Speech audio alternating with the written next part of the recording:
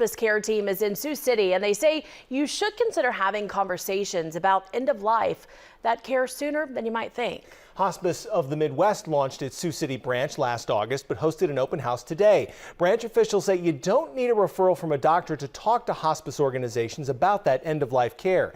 They also say hospice care is about much more than giving out medications. They say hospice workers can provide social work, logistical support, even family counseling for surviving family members.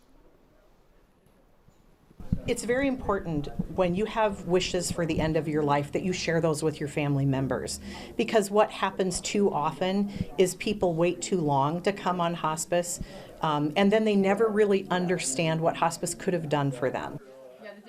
A doctor's order is required for hospice care to get underway, and hospice is generally limited to patients with a diagnosis of 6 months or fewer to live.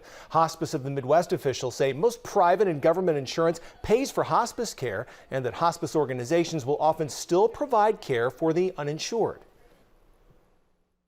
But it's the responsible thing to do is to start the conversation and learn more about your loved ones and share with your loved ones what your end-of-life health goals are.